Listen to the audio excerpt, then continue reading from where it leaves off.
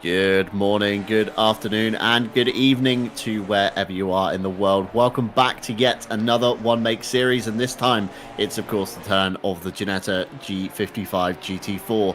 Circuit Zandvoort, located near the North Sea coastline in the dunes of North Zandvoort, just over 4.2 kilometers in length with 15 turns. I'm John Dalton, your lead commentator. Alongside me, Jesse Lee and Ash Bibby behind the cameras. And of course, a big hello to our live stewards. Welcome, everyone. Hello, John. Hello, everybody watching at home. You know, what's interesting about this championship is for a one-make series, it has been quite contentious in a lot of facets of the racing, and it's going to come down to it, I think, with just 2 rounds of the championship left, including today's race. It's going to be impressive, I think, down the stretch. Of course, Andy Boardman's out there front-running in the pro category, but it's a rat's nest right behind him, and it's anybody's guess in silver. Of course, we'll see the championship points at the conclusion of qualifying today. I'm just excited to get going here. Very different track than what we've seen thus far with the Ginettas. And as always, the Silvers have gone out first. They'll take up the first half of the session. They will come in, and then the Pro cars will be released from the pit lane, and they will do their qualifying in the second half. Unlike some of the wacky weather we had from a week ago, nothing of the sort here today. So all these laps are going to be quite quick and some time to improve surely around Old Zandvoort. John, I got to ask you, as qualifying gets underway here with Matthew Malcolm setting the quickest time and then immediately beating himself, a 44.855, the time to beat over Ted Edwards and Callum Kerrigan. Do you like Old Zandvoort, which is what this is, 2019 Zandvoort, or the new Formula One layout? What's your preference? It's a tricky one, Jesse. I mean, I'm typically of the essence of old school circuits. I like a lot of grass, curbs, gravel, that kind of thing. And modern day circuits, of course, with extra tarmac, it's great to see, drivers can push the limits and not be punished as hard, and racing keeps going. But there's just something about old school circuits. Look at the British GT calendar, and that's majority of those circuits have grass and gravel aplenty everywhere.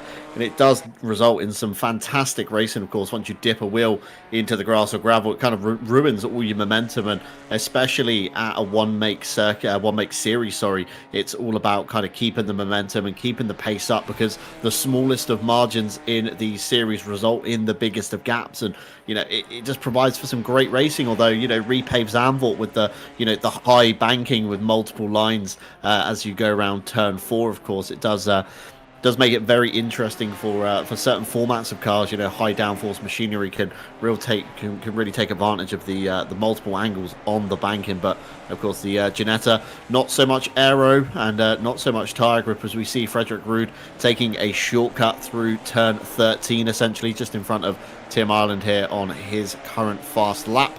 And that's going to be the crucial thing today, is tyre temperature, of course, with the air temp being 19. Track temp, a nice 25 degrees, although obviously clouds are kind of cycling in, so maybe dropping slightly. Of course, no tyre warmers here, Jesse, so we typically see these kind of mini hot stints coming out in qualifying, where drivers go out with the set load of fuel for their session. They'll pound round, set the fastest time, and that will be it. Unlike, the GT3 method, where everybody comes out, does a couple of laps, drops back in, reduces the fuel load, goes back out again, and constantly cycling through fresh tyres. So it's about managing your space in this session and trying to find some clear air to really put that lap time in.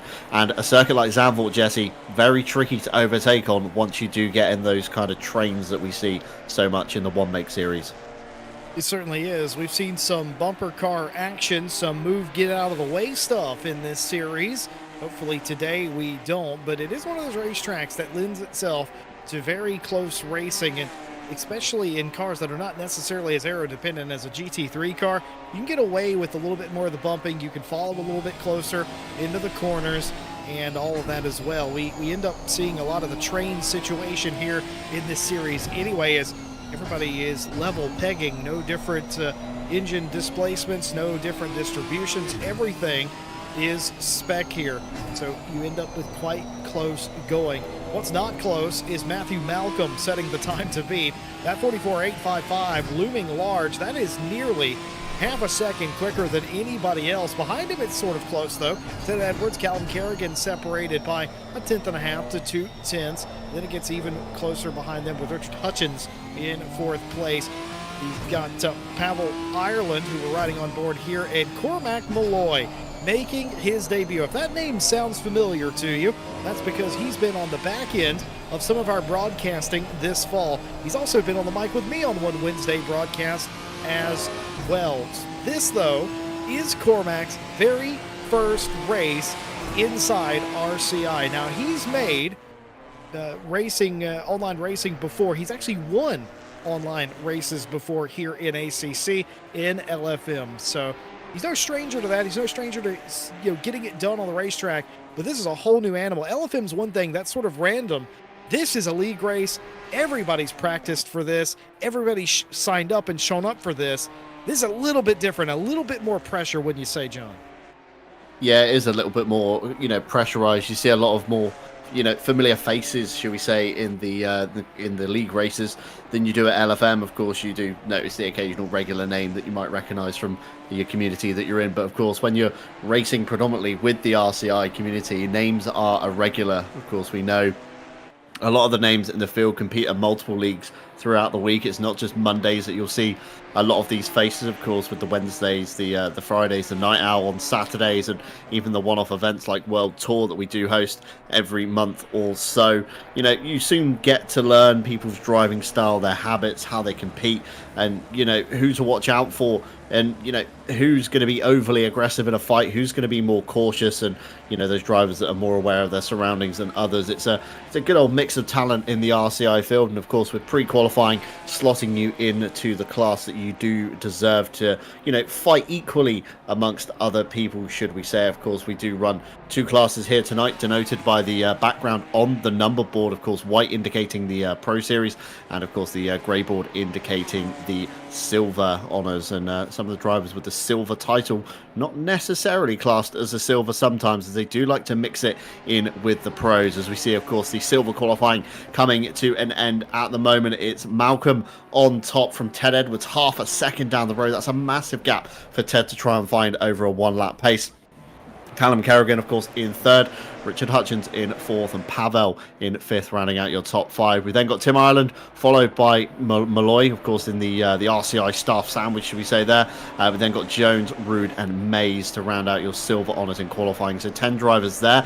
Of course, the pro drivers will now begin their laps. So Nico Kumpu at the helm of the field, followed by Andy Borbin, I believe Valerius just behind him as well. So lots of competitive names taken to the circuit at the moment, and Andy Borbin has been looking very strong in practice, along of course with Jordan Daly. And Eagle Eye viewers will see Les Stevenson has had a livery update this week, Jesse. Oh dear, yeah, he sure has. He made it very clear to us that the livery was updated, and even after we updated it, I wasn't quite sure, because this looks like the car that he's ran all season, except it has one very dapper addition. The car has a very nice mustache on the front of it. Now, a couple of competitors in this series, they've got funny faces on the car, giant eyeballs, stuff like that.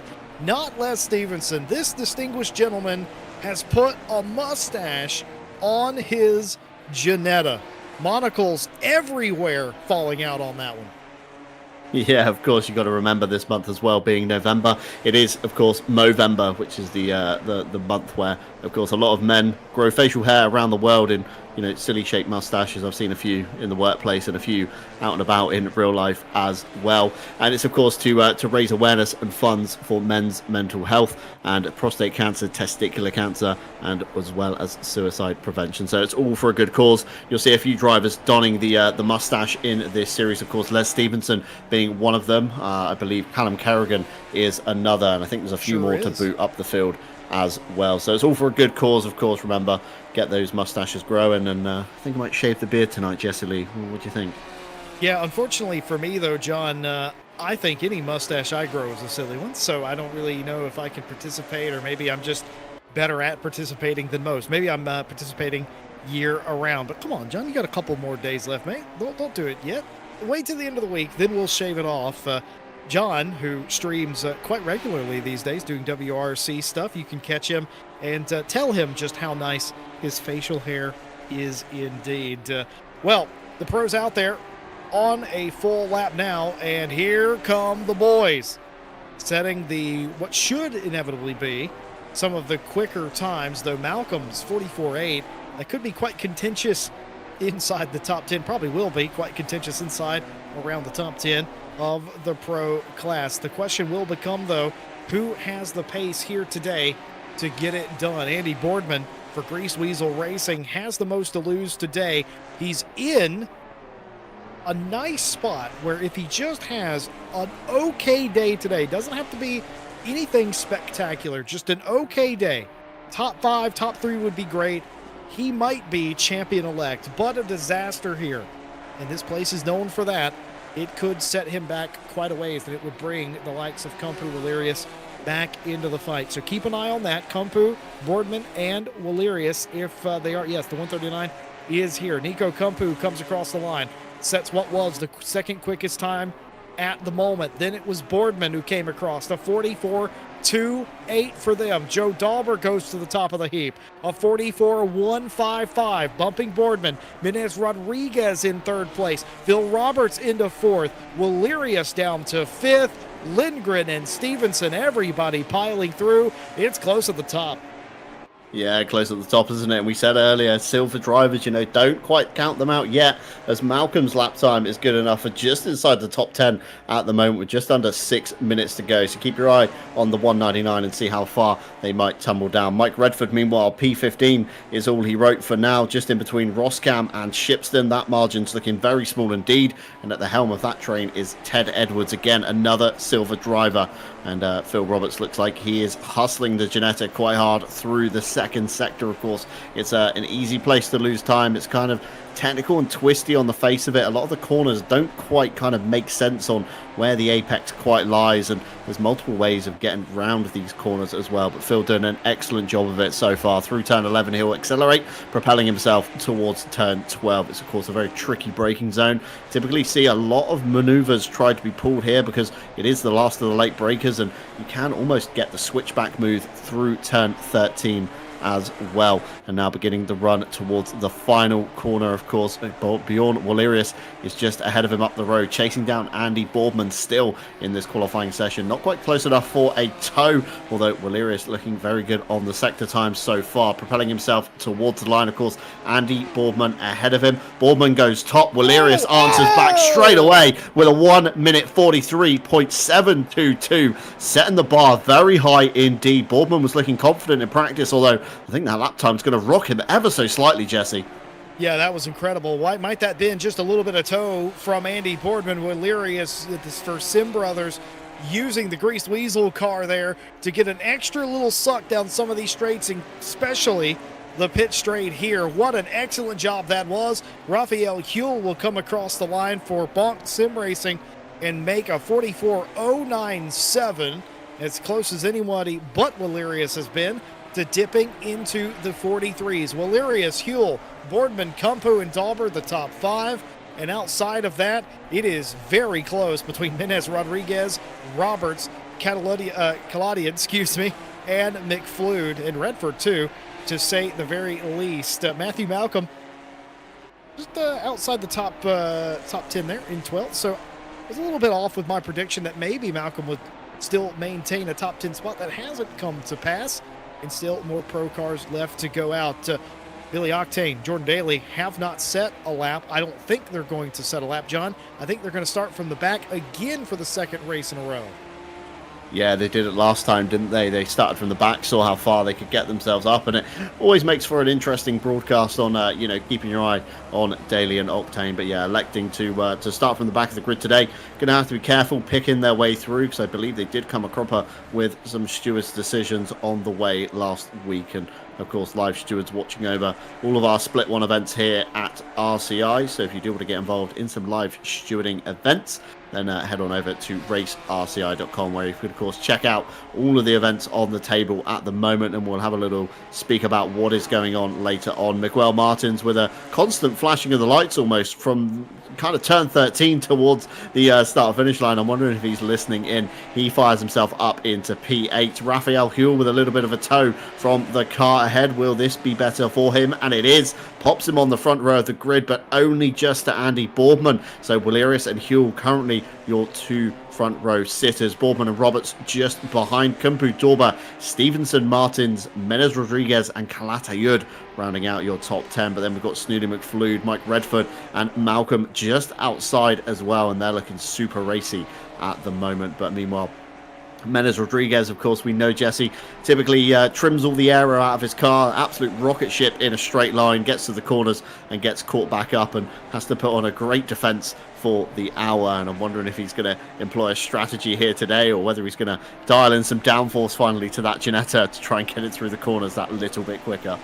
I don't imagine anybody here is running without any downforce. If you are, that is one of the more interesting strategies I would have ever seen employed around here. You sort of need some, even though it's limited on this car, you need to employ it as best you can in some of these fast swooping corners. You don't have any downforce dialed in, you're going to be slip sliding around or even just understeering off of the racetrack. These cars have an understeer tendency anyway, so any sort of downforce would be helpful, except right here on the pit straight, where dialing it out makes you look like an absolute genius, and it is the easiest place to get a pass down here into turn 1 Tarzan. So maybe that is what Menez Rodriguez is looking to do, as Walerius has reset quick lap again, a 43.665, quarter of a second thereabout, better than Nico Kumpu, who improved a bit.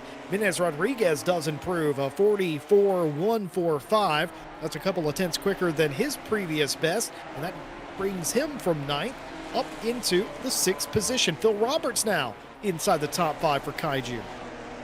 Yeah, Jeff Gordon looking very strong this week in the rainbow-coloured car in the 225, just inside, like you say, the top 5. Again, Phil is, he's very capable on these kind of oddball circuits, I would almost say. He always puts on a great show at Alton Park in whatever he races. So maybe Zandvoort has a little esque of Alton Park about it, and he's just channeling that energy towards here, being a old school circuit, lots of elevation changes, bumps, divots, grass and gravel everywhere.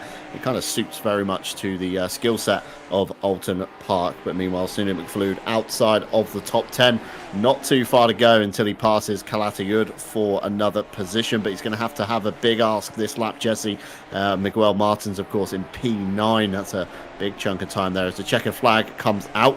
Anybody currently on a valid lap is entitled to finish it, of course, and it'll be the last stab at it for every driver on circuit at the moment. So nobody is in that bonus realm where they get a couple of seconds and they've just netted themselves an extra lap. So Christian Lindgren, the first of the train across the line, P14, currently sets himself up into P9. That's a big improvement there from the Swedish driver, of course, silver champion from last season as well. He's got a point to prove here today. Lots of cars electing to come into the pit lane, abandoning laps prematurely. Of course, getting the practice pit entry. It's very tricky here at Zandvoort to do. It's not the easiest at all to master. Walerius cements himself towards the top of the timing board. Nico Kumpu across the line. He's now overtaken Raphael Huell on his lap. Andy Bourman P4, Menez Rodriguez in P5. Phil Roberts still in the pit lane, so he will not improve from P6. Snooty McFleud across the line takes the P9 from Christian Lindgren, shuffles him down to P10,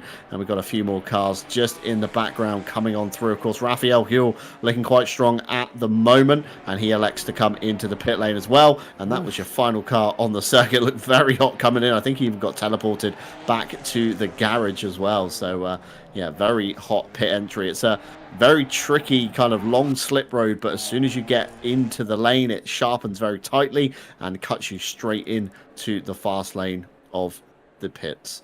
And of course, on your screens right now, I believe we do have the qualifying results. So Walerius, of course, at the top, followed by Kumpu. Raphael Huell just behind on the next row with Andy Boardman alongside him. Menez Rodriguez and Jeff Gordon in P5 and 6. Joe Dorba 7th with Les Stevenson just alongside him. Snooty McFleud and Christian Lindgren round out your top 10 before we get to Miguel Martins, Carlos Calatayud, Mike Redford in P13, unlucky for some, alongside the first of your silver drivers, Malcolm.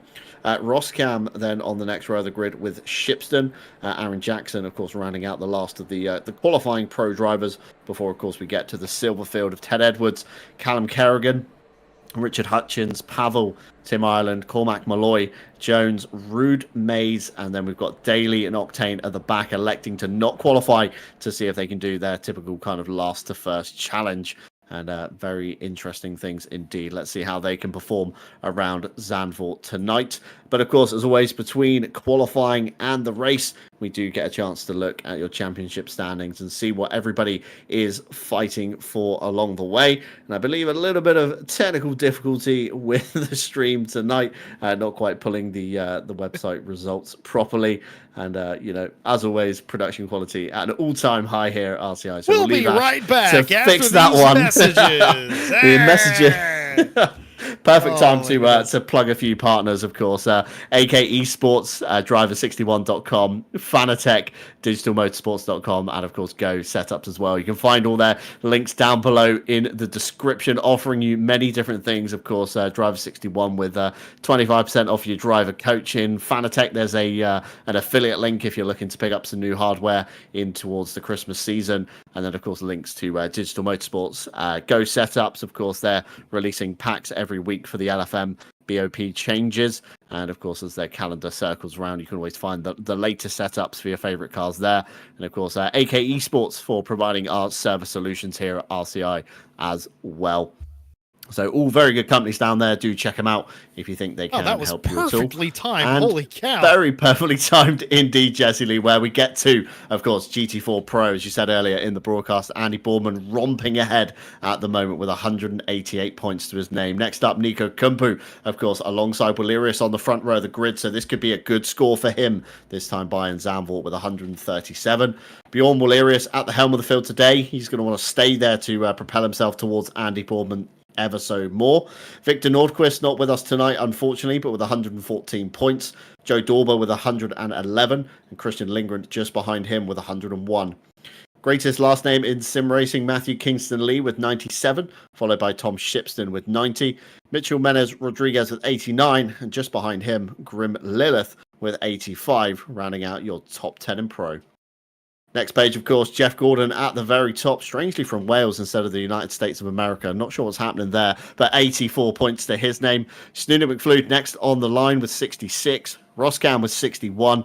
And then we've got Aaron Jackson with 53. Mike Redford just behind them with 51. And Miguel Martins on 50. Matthias Byron, again, another driver not here with us tonight with 40. Les Stevenson on 38. Jordan Daly on 25, and Jake Boswell on 19 points, rounds out your top 20 in pro. On to the next page, of course, Carlos Calatiud with 15, Billy Octane with 12, Raphael Huell with 11, and Nicholas Nordquist with 8. Unfortunately, everybody else in the season with a dash next to their name has signed out and will take no further part in the scoring. As we round on to GT4 Silver, this time it's much closer at the top. Of course, Ted Edwards with 174 points to Callum Kerrigan, just 2 points behind with 172. Matthew Malcolm starting very high up the grid today with 136. And Kevin Boss, unfortunately, not with us today again, 130 points. Tim Ireland and Bren Jones tied on 115 points apiece, along with Richard Hutchins on 102 just behind. We then got Lauren De Jong and Sam Burnett both on 71 points apiece, before we get down to Livu Pavel with 62 points to their name. And that rounds out your top 10 in silver. As we move on to the second and final page for silver, Frederick Rude with 40 points. Cherry Stewart, Cormac Malloy and Jack Mays yet to score any points. Sarah Stant, Alexander van der Voda and John Schultzer have unfortunately signed out of the season. Hold on a minute. Is Jack Mays in this race? He is here. He's in a white and red checkered car. Fanatec livery up the side. I have seen him in the qualifying, so he is about somewhere. All right, well, that's interesting. Jack Mays, friend of Cormac Malloy, known associate of myself as well. So it's a double intro race, rookie race for two drivers, Cormac Malloy and Jack Mays, in this race here today. I did notice Jack was here. I didn't know Jack was on the grid today, and here he is, the Syrup and Sons racing team, 2 cars strong, 4 races deep. Now, folks, let this be a lesson to all of you. You don't have to start the championship from the very first race. You like what you see, you join us, you do your midweek sign up, and you're on the track for the very next race. That's exactly what the Syrup and Sons racing team has done, as have many in this championship. You don't have to wait for a month or so you can get involved today as well. Billy Octane, Jordan Daly starting at the back of the grid. Matthew Malcolm has told me to, very nicely in fact, to not curse him for this race. I will abstain. I will not say anything. Good luck, though. I think you are clear of the field in the silver class. You just got to keep it that way, but I will not make any outstanding statements based on that. Well, before we get going here today, I just want to say we invite all of you to stick around after the broadcast today. We've got a world premiere video on the RCI TV channel coming at you about 15 minutes or so after the conclusion of today's race. It is the highlights of the RCI 24 Hours of Suzuka. It is provided by Frederick Gutman and SPHE Motorsports, and you're going to want to see that premiere happens at 15 till after the race is over tonight. We'll be in chat. We'll be watching it with you. It's a beautiful, wonderfully done video of the highlights of the race. You're going to want to see it. It gave us chills when we saw the first cut of it. Yeah, it's an absolute fantastic video, so make sure you stick around for that one. Head on over to your sub box and you should see a premiere in there posted literally probably about half an hour or so before we went live today. So scroll down a little bit, set a reminder, and jump on into the chat with us while we watch through that one. I can assure you it's a fantastic video, and I won't spoil it any more than we already have.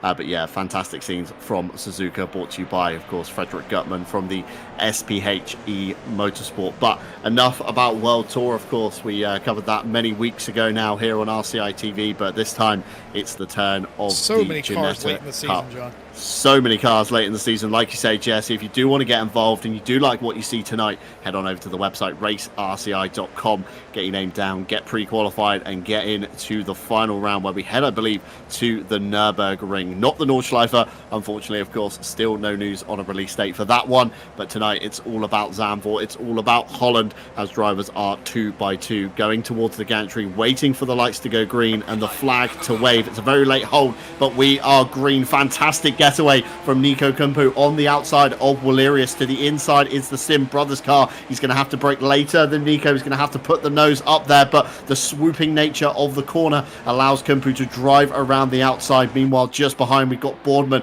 coming under pressure from Huell. We've got gravel and grass being kicked up in the background, but it looks like everybody is through turn one safely. The number 11 slightly back on the field. That's Malloy, maybe playing it a little bit safe in his inaugural race, but relatively speaking, I think everybody has got to the second sector relatively cleanly as you see the snaking of the cars on the circuit map to the right hand side. Drivers shuffling about, numbers popping up and down. We've got a flash of the lights there from Walerius. I'm not sure what that's in relation to. 62, big crash.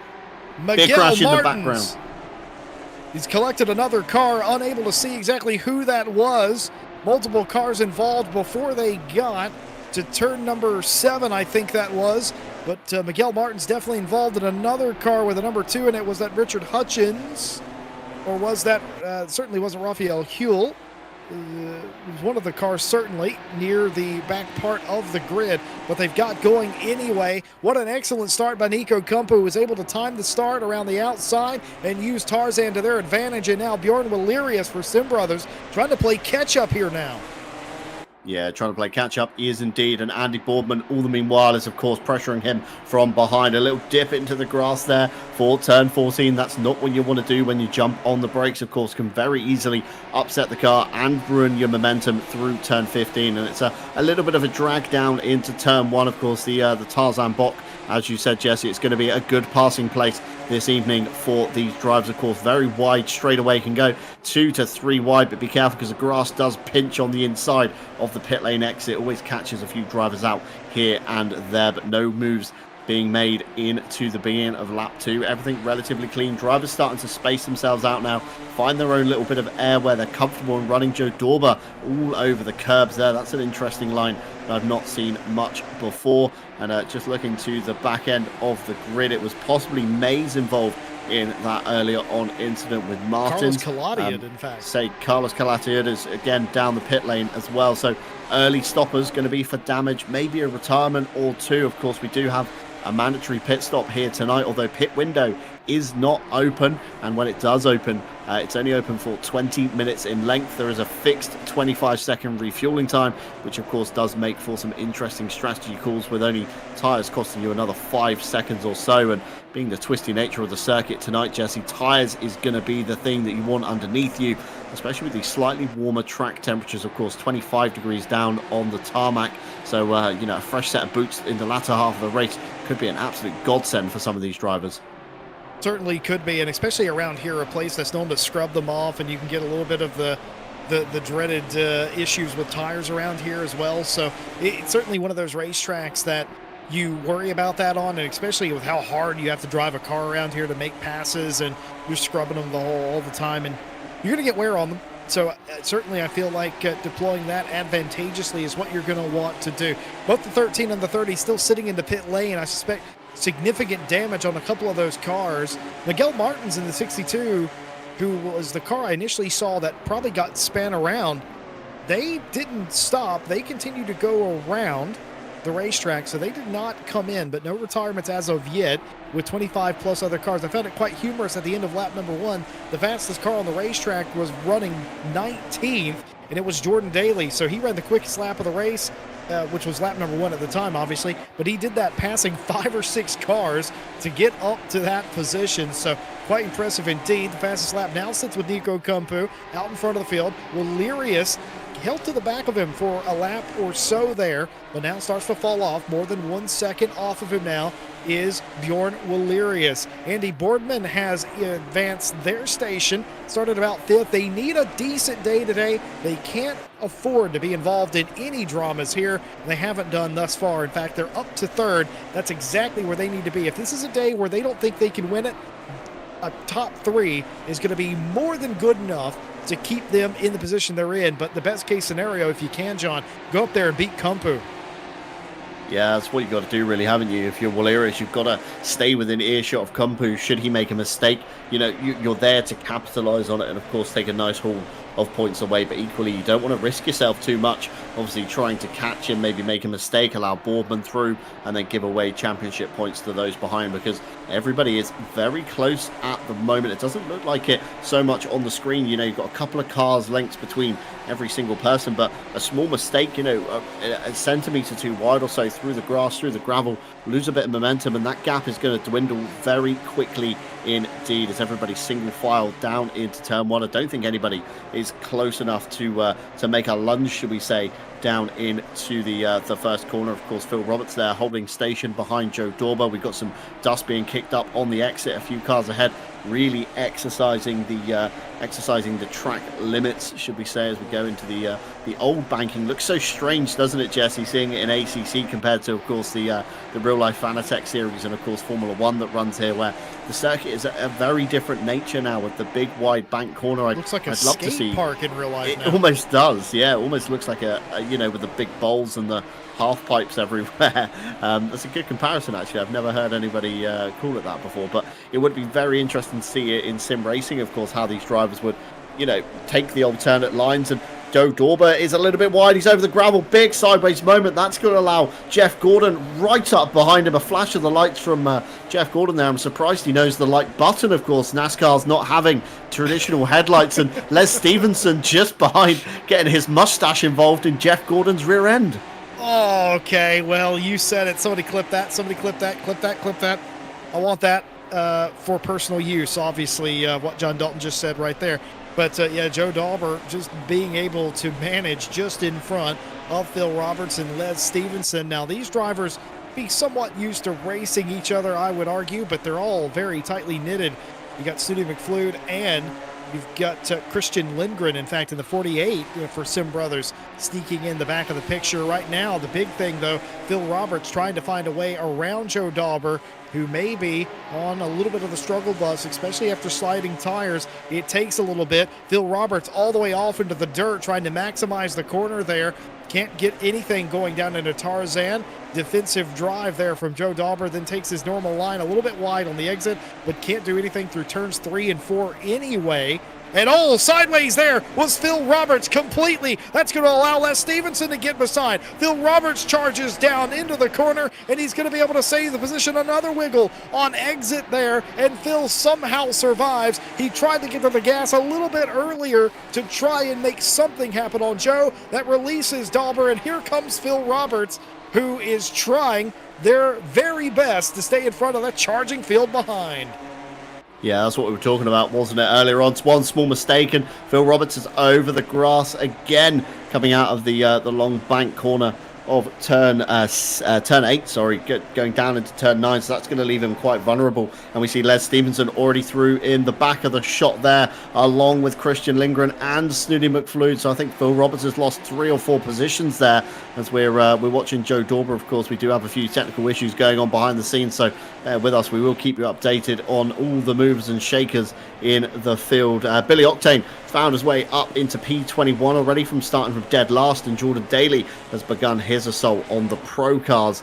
He's up into P15 now, just got past Ross Cam in that position, but Joe Dauber now comfortably in no man's land as we go to a short break, of course, with the Zandvoort B-roll, should we say, Jesse, where we're going to get our broadcast tool reconnected just to bring you some of the action that is, of course, happening, so we're not stuck watching Joe Dauber for the next 51 minutes or so, as nice as that would be. I'm sure he wouldn't mind. I'm sure he wouldn't mind. Great airtime, and I'm going to try and have a flick through my screen just to see if I can spot anything going on. We've got Frederick Rude down the pit lane for an early stop. Carlos Calatayud still in the pit lane. There's no pit window open at the moment, so not sure why that is. Maybe some technical issues or some damage. Richard Hutchins currently coming under pressure from Ted Edwards through the first corner. That is, of course, for second and third, essentially. Richard Hutchins holding second in Silver, and they've made contact into the bank corner. Callum Kerrigan's had to take avoiding action on that one, but he holds station, and all the meanwhile, that's brought Jones into the picture now in the number 6. So the Silver battle for P2 is heating up quite nicely. They've got a 4-man car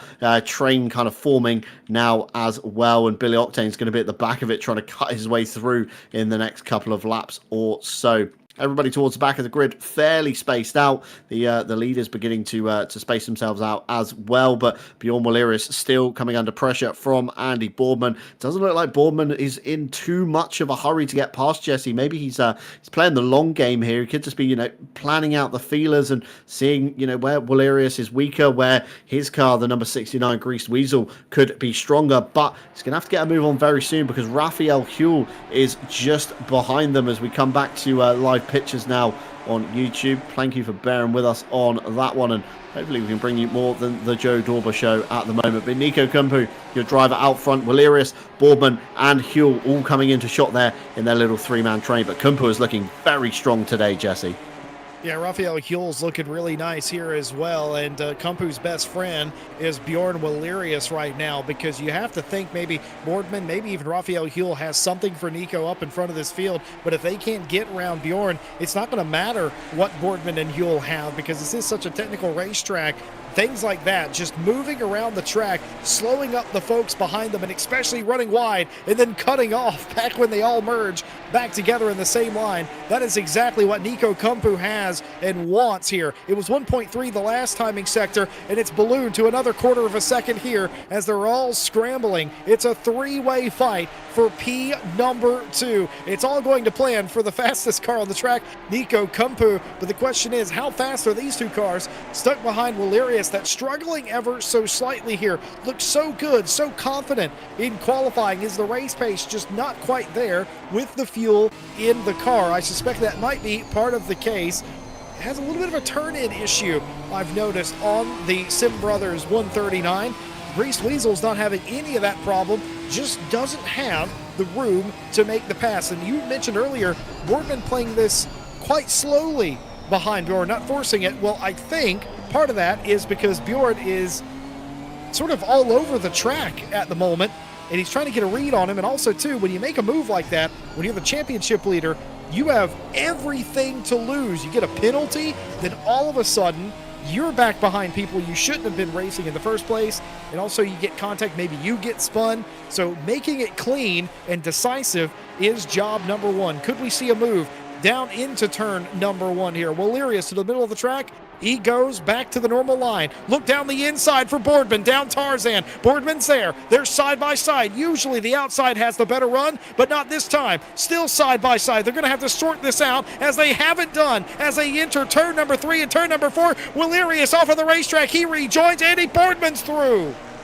Did very well to keep that car under control on the grass. We've seen it so many times before. Running wide in turn 3 essentially kind of gets your car out of control and you just go steaming into the wall at the banking. But Willerius able to pull it up in time and able to slot in behind Boardman, but still ahead of Raphael Huell. And that's the crucial thing right now is points for Willerius. He needs them. He needs to keep Boardman in check, and certainly will be in the right place to see if he can close that gap down in the next few laps. Meanwhile, Jordan Daly putting Aaron Jackson under immense pressure in the Kai Julien car coming through the bank turn of turn 8 Mark towards Martin right there. It is indeed. No Earnhardt Sr. tonight, unfortunately. Grim Lilith off doing other things potentially, but we have got a few of the NASCAR themed cars, and it's great to see the fun that people have in the Ginettas. Of course, in GT3s and such likes, Jesse, we tend to see much more serious liveries, organized sponsored cars, big name brands, etc. But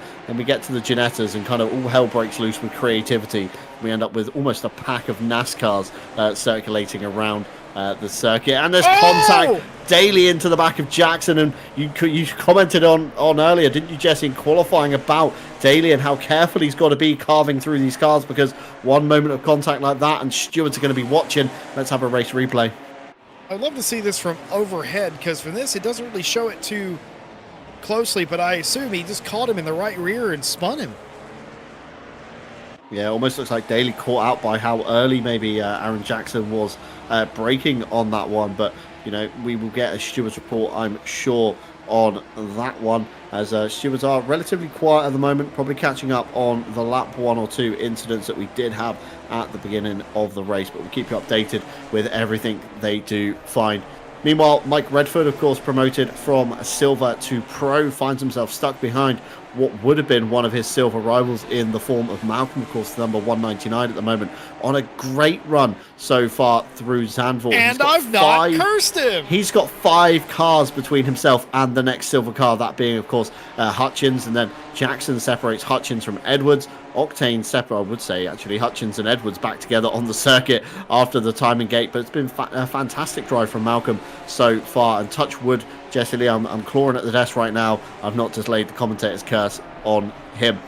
Ted Edwards, meanwhile, finds himself behind Hutchins, and of course Jackson is the car ahead that's kind of the cork in the bottle at the moment, and this could open up the door for Ted Edwards if he times it very well and Hutchins gets delayed by Jackson. He could do the old up and under, the old switcheroo, and find himself on the next step up of the podium.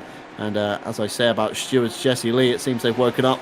Lots of pieces of paper being frantically scribbled and passed over to us, so I'm going to pass it to you to see what happened.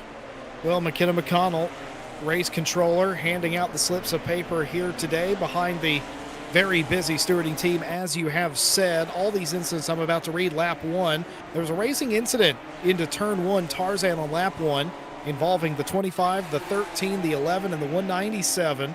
Both the 13 and the 25 turn into the same gap because the 6 and the 11 ahead of them started in second gear.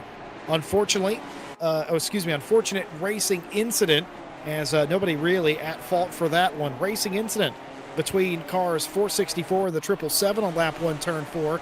A 15-second penalty given to car 30, that's Carlos Caladian, for a takeout of car number 62. I actually have that backwards. Wait, do I have that right? Yeah, no, I was right. Number 30 is Carlos Caladian. So yeah, 15-second penalty for car number 30 for a takeout position returned against car number 62, Miguel Martins. That into turn 6. Warning for car 30 for a dangerous rejoin after the incident.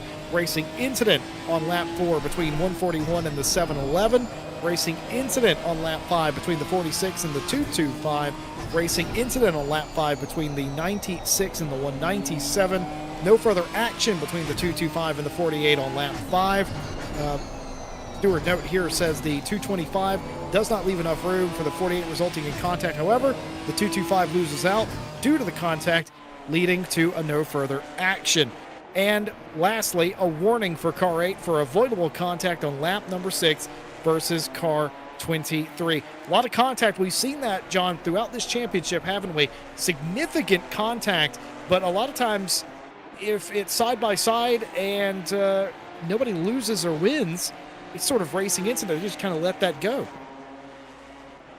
Yeah, that's it, isn't it? With the Ginettas, it does kind of lead itself to the, the I wouldn't say the bumping nature of racing, but it's very much back to the touring car style where there is a little bit of a hip and shoulder check. There's the occasional rub here and there. Both drivers normally survive quite well, and both drivers, of course, give as good as they get. Sometimes we see a tit for tat back and forth between a couple of these drivers duking it out, and stewards, of course, they see that. They see everything before and after. They get to replay it multiple times, look at inputs and such likes, and it's a good thing to have. Of course, we make a decision very quickly up here in the comms box on what we see. We have to, in the nature of our game, but stewards, of course, are a little bit slower paced in the way they work. They analyze everything. They take their time. They're and smarter they make as well. They are a lot smarter. I'll give them that as well. Anybody can be a commentator, but you got to be really smart to be a steward. Yeah, it's a thankless job most of the time, because even when you're right, which the stewards are 99% of the time, because we're not FIA, of course we're right, you're wrong in somebody's eyes. But unfortunately, that's what you need. You need a non-biased, independent third party that can go out there and can give an objective look at things.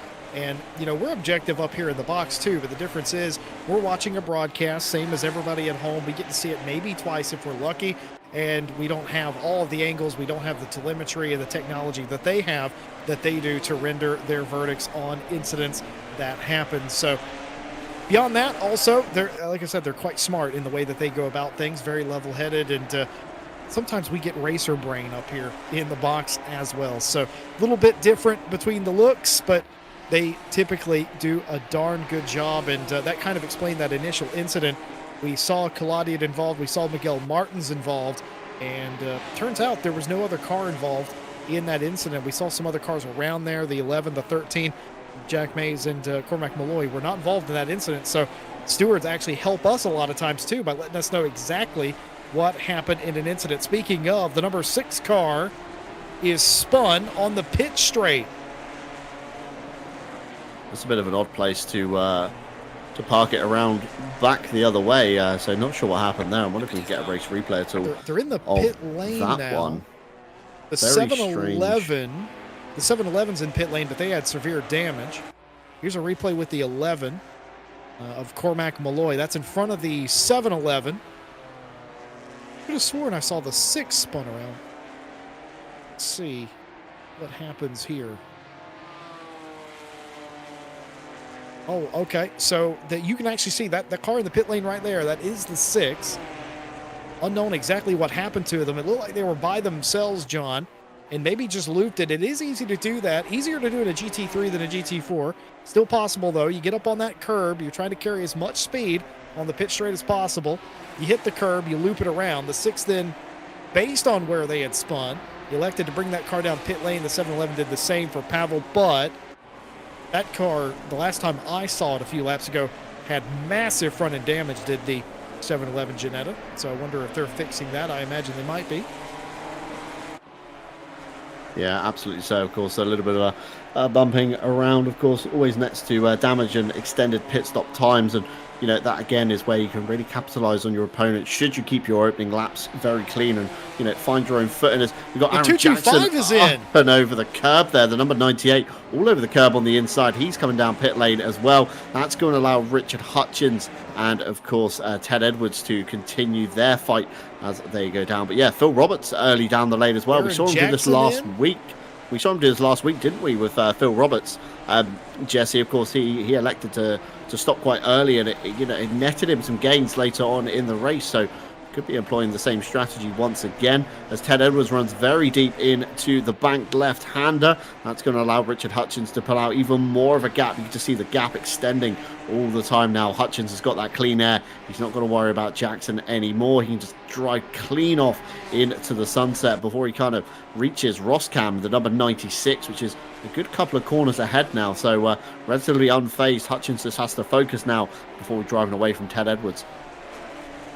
Yeah, this kind of race now, it's about not making mistakes. If you have a little bit of a gap like you have for Nico Kumpu for Rebound Racing, it's super important that you maintain it. Andy Boardman by Walerius now, and now Kumpu trying to maintain that 7.8, 7 point, or excuse me, 1.7, 1.8 second gap. Jordan Daly racing for Race Ventura has been given a drive-through penalty for a lap 8 incident between themselves and car 98, a takeout position not returned. I believe we saw that live as it happened down into the chicane, and that's a drive-through for the 197.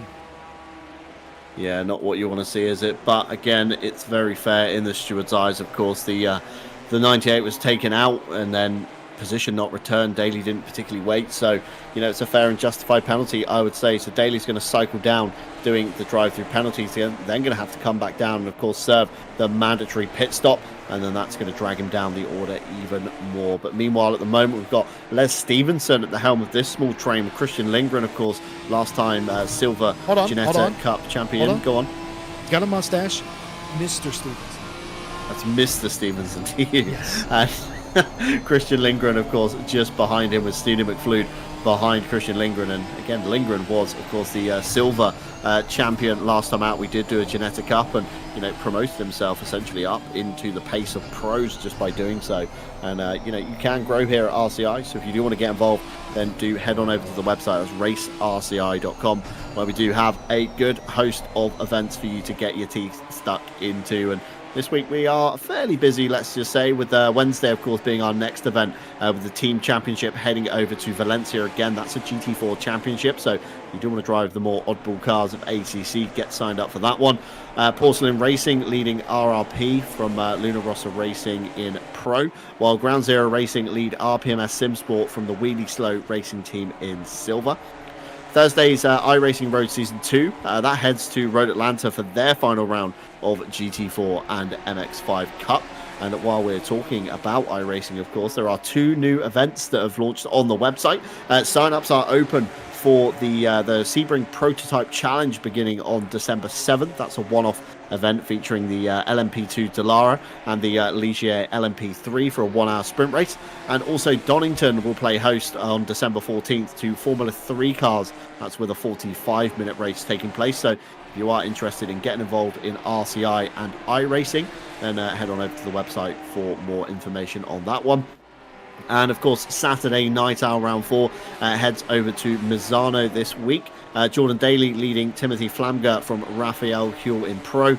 Meanwhile, it's George Barr leading Adnan Pozina from Tim Ireland in Silver. So Tim Ireland, our very own Monday event admin, getting involved in Saturdays as well, and being very competitive in that. So if you do want to get involved, like I keep saying, racerci.com, head on over, get your name down, get signed up. And of course, winter season is coming, Jesse, and we all know being inside in the winter is the best thing to do.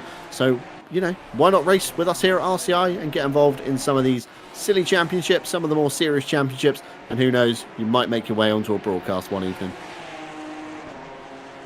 Yep, you may do. A lot of drivers end up starting in the rookies. A lot of them end up making their way up to Silver and Pro as well. And part of that fight that they get sort of enamored with sim racing, and they really dig in, and then one day they just sort of explode onto the scene. We've seen several drivers do that in the past. I mean, Andy Boardman, you talk about John Eraser as well, Mike Redford, drivers that started from different positions but now are household names here at RCI. Jordan Daly, another one of those names, of course, and Phil Roberts, who's been a longtime staff member here at RCI and has made a name for himself, especially from the summer on as a player in the pro category, is another one, just to name a few of them. And not a comprehensive list, that, of course. Don't get upset if I didn't mention you, whomever you are, just the people that came to mind off the top of my head. You want to talk about a driver maybe up and coming, had a bit of a rough season thus far, as Tim Ireland. So not the best start to the season for Tim Ireland, but it's certainly going a little bit more favourable this time out. He's got to be in, that's P5 in Silver, if I'm quickly counting down the order correctly here, just behind Callum Kerrigan, who's 12 seconds up the road, although, anything can happen. We do say it all the time, more in endurance racing than in sprint racing. But, of course, with the old school nature of Circuit Zandvoort, it does lead itself to some very spectacular crashes sometimes, as Mr. Les Stevenson departs from the pit lane in the number 46, taking his mustache with him this time on to the circuit, currently down in P17. So he's kind of first on the road, I would say, of the pitters at the moment. P18, sorry, I stand corrected as we go to him. Of course, the timing gate not yet updated.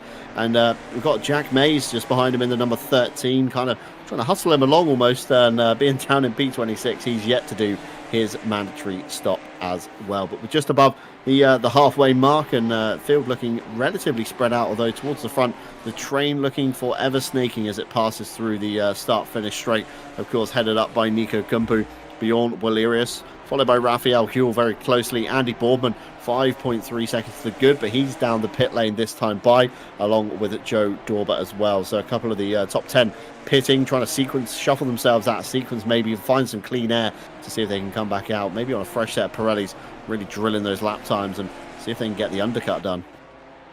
Well, a couple of things happening in the chats on the various channels, live on Twitch and YouTube, of course. Ash Bibby has remembered up for a third month in a row. No uwu yet, guys. Analog grinning emoji. And Jay Bubbins has donated a very nice round 10 pounds to the RCI channel. Merry Christmas, says Jay. Well, Merry Christmas, Happy Holidays to you too, Mr. Bubbins. And I'm assuming Ash wants me to do the thing, so I'm going to do the thing. And I do apologize for anyone who's uwu divergent. He wants a French uwu. I still don't know if I've nailed that yet, but I've certainly tried. Thank you both to Ash Bibby for the membership, and thank you to Mr. Bubbins for the 10-pound donation to the channel, and the season's greetings as well on top of that. Thank you both. Into the RCI Christmas fund that goes, and of course probably back into RCI, should we say, with the the server costs and running costs that we do incur here. Go on, Jesse. I can't reveal anything because people would hate me for that. Several of the leaders going into the pit lane, including Raphael Huel and Walerius. Nico Kumpu is in. Is Minez Rodriguez going to come in? Well, only time will tell. I don't think they have done. But I have seen some of the planning for next year, and I can't say anything about the planning for next year, except that I'm super excited for January and February. Some of the things that we're going to be doing here on RCI TV, is specifically in ACC as well, quite interesting stuff that content you can only get here. Some really nice stuff as well. But more to be told about that probably in late December, near Christmas time, but a lot to be excited about for next year as far as the event planning. The EM staff, the event management staff we have here, absolutely been on it. Super ideas, I think, personally. I can't wait to be back with you, unless you're going to, go somewhere else. Be back with you on Monday for some of the stuff we're doing specifically on this day. Yeah, so very exciting things happening indeed. And speaking of exciting, stop go 30 for Walerius has just popped up, Jesse Lee. I can only imagine that's going to be for speeding in the pit lane. We said it earlier in qualifying when cars were coming in. Of course, it's a tricky pit entry to get right. And unfortunately, the number 139 Sim Brothers entry has just got it wrong. And he'll have to come down the lane and wait in the box for 30 seconds, which at a circuit like this, that's going to feel like an absolute eternity. And then, of course, your tyres are going to lose all the temperature again. So you're going to come back out, get all the tyres back up to temperature and just try and find the groove again. But all the meanwhile, you're probably going to be near the back of the field at that point. And that's just undone all the hard work from the first half an hour of the race, Jesse. And I said it merely 5 minutes ago, anything can happen. So keep plugging away in those fights, and you never know, you may find your way up the grid somehow. Very unfortunate there for Bjorn Walerius. And just want to touch back on, of course, the support earlier on from the donos and the memberships. It's great to have those, but it is truly great just to have you guys watching along with us and being along the RCI adventure with how far we've come so far. And of course, like Jesse says, plenty more to come next year, so keep your eyes peeled for that one. I can only imagine there's some Nordschleife related events in there somewhere, which I'm very excited to probably broadcast with you guys, and of course drive in as well, because the Nürburgring, quite close to my heart. It's, favourite circuit from the original Assetto course. I spent many laps circulating around in various cars, various guises. So to do it in ACC in a much more advanced engine with weather, time, it's going to be fantastic. We're going to have some great scenes on RCI TV. But Bjorn Wallerius now comes down the lane to clear his stop, go 30 just ahead of him. Tim Ireland already down on the apron. Billy Octane, Ted Edwards, Hutchins and Lindgren, to name a few. And still yet to pit, of course, McFlood, Redford. We've got Callum Kerrigan still yet to come down the lane. And once they've come down, everybody has completed their cycle. But it's interesting, isn't it, Jesse, with the pit stops, the way they go in the Ginettas and these kind of fixed windows with fixed refueling. It's not like every other race where, people wait until the last minute to get their stop done. We have some people coming in as soon as the window opens. Some people come in 15 minutes, 10 minutes, 5 minutes to go. It's a really spread out pit cycle this time by. And, in the 1 hour sprint format, everybody seems to pile down the lane with like 5 seconds to go. Pit lanes chock-a-block. Nobody really shuffles about. And, strategy becomes a bit stale. But with what Tim Ireland's done in this and the Porsche Cup event, it seems to have kept battles very much alive on track. Yeah, it has. One unfortunate thing, Bjorn Wallerius has retired that Sim Brothers car after receiving that stop and go 30. And the 197 of Jordan Daly is stopped there. They were quite close to Tim Ireland exiting Tarzan. I don't know if there was contact between the two, but the 197 has definitely wrecked it, and they have also retired. Jordan Daly, who suffered a drive-through penalty given out by the stewards earlier on, has now had a second incident, and that has caused them to retire from this race with Wallerius. And in Wallerius's case, that's going to take them out of this championship. They were going to still be in it. If they could have finished top 3 here today, they would have still likely have had a mathematical chance of winning this championship going into the final round. That has gone by the wayside here. That will not be the case. This championship now is strictly between Nico Kumpu and Andy Boardman. A Kumpu win here today would be huge for Nico to have a shot to win this thing in 1 week's time on the Nürburgring. Yeah, Nürburgring, and of course not the Nordschleife. As you know, it's not yet out in ACC, but GT2 cars obviously on the horizon as well, and I'm sure we'll get our teeth stuck into them once they make it to the ACC World. And can't wait for those new machines and see how they drive against each other and competing alongside as well.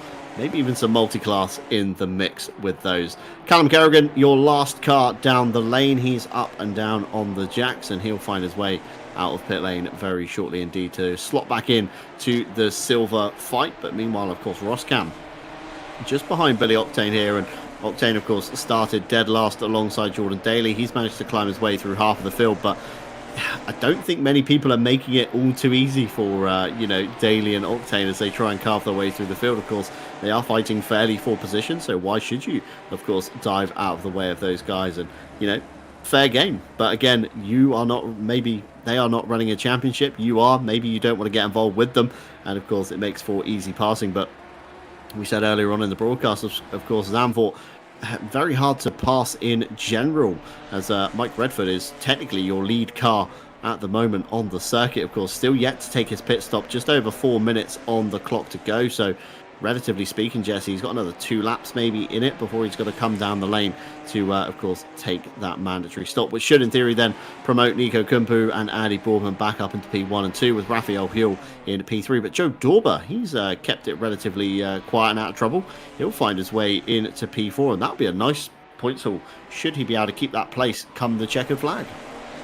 Certainly is the case, and same with Matthew Malcolm now inside the top 10. I've not cursed him. I'm making that as a mental note for myself, everyone on stream, and for Malcolm if you're watching this back on repeat. Some other things that have happened in the race but didn't really bear too much attention was that there was no further action given between the 6 and the 28 back on lap 6. Racing incident between the 60 and the 197 on lap 6. A warning for car 69 for an excessive dive bomb on the 139 on lap 8. and a racing incident between the 139 and the 21 minor contact on lap number 8, and just into the box on lap 19. No further action for minor contact between the 141 and the 197. I suspect that's what caused Daly to retire. I think Daly was near the back of the 141. There was a little bit of contact, and the 197 spun is what happened there, exiting Tarzan. So let's see. This is indeed the incident, and we'll see. This is exiting Tarzan. A little bit of contact there. Oh, nope. Okay, so that was nothing like what we thought. Daly made contact to the rear of Tim Ireland, became so disgusted at himself for the way the race had gone, one way or another, and elected to retire the car. No spin for Tim Ireland there, as he was able to continue on. Yeah, it just looked like Tim Ireland was trying to keep it low, and Daly maybe was trying to also go low underneath Tim Ireland to propel himself off the corner, and it just so happened that they both went the same way, unfortunately, and managed to collect each other. Joe Dauber dipping a wheel into the grass on the start-finish straight. That's a very risky strategy to be playing, especially in the strong position that he is currently in, of course, of P4 overall. Of course, Mike Redford has come down the pit lane. He has cleared his mandatory stop, indicated, of course, by the green box, which means everybody on the field has cleared their stop before the timer has run out. Which is very unlike ACC, as I was saying earlier on. So everybody is fair game now in the positions they are in. Andy Borman with 3 seconds to make up on Nico Kumpu. Raphael Huell with 4.3 to make up on Andy Borman. But meanwhile, Joe Dauber for Rebound Racing in the 777 is just behind Huell. That's less than a second to the good that you're seeing on your screen right now. And Menes Rodriguez 4.5 seconds back. So he hasn't got to watch his mirrors. All he's got to do is try and draw Huell in and see if he can get that next step of the podium, of course, being P3 in Pro, which would be a nice point haul for the Rebound Racing driver. Yeah, it sure would. Sitting 5th in the championships. Joe Dauber, a podium here would do nothing but help him. Might even get him quite close. Bjorn's going to fall down the list. Dauber might be 4th. And with Victor Nordquist not being here, a 3rd would definitely solidify Joe potentially inside the top 3 overall. I don't think he's a championship threat as Joe, just a little bit too far back for that, but I have been wrong before. But either way, top 3 in the race, top 3 in the championship, certainly on the cards for the 777. Another close race here for these positions. Matthew Malcolm leads Phil Roberts and Mike Redford. The difference is Matthew Malcolm's in a completely different class here. Would be curious to see how important it is for Malcolm to keep these cars behind him with a 10-plus second lead. Phil Roberts for Kaiju trying their very best to get around them, and that's not a defensive move, ladies and gentlemen. That is Matthew Malcolm, I think, or was that a defensive move? Very interesting indeed. I thought for a second Malcolm was telegraphing to Roberts and Redford that he was going to let them go. That hasn't occurred. Maybe that was a little bit of a defensive move there. Very strange to see a car pull out like that and move that quickly without just letting them go. I wonder maybe if Malcolm thought they'd have a little bit more pace, realized they didn't, went back onto the racing line. No pass made. No pass attempted either. Yeah, absolutely. I mean, Malcolm, of course, in the silver car, doesn't really have to fight Roberts or Redford, of course. He's got a good gap back to Hutchins in P13. So even if he does let, of course, 2 cars through, he's still then got Shipston before Hutchins will even be remotely near him in terms of position gaining, should we say. And all Malcolm's got to do now is just keep it kind of clean just to begin with. But Redford sizing up Phil Roberts this time down into the middle sector. That's something we didn't expect to see. Of course, that's down into turn 10 and 11, and tries to switch back into 11, but just doesn't come off on that one, Jesse. It was a very ballsy attempt, especially to chuck the car so much, and a little weave there from Redford, maybe apologizing to Roberts in a roundabout way to say, sorry for diving, but we had to try something here. Time is ticking. John, I'm in my 30s, and I've been sim racing most of my life, and not a whole lot surprises me, but that move absolutely scared the chocolate out of me.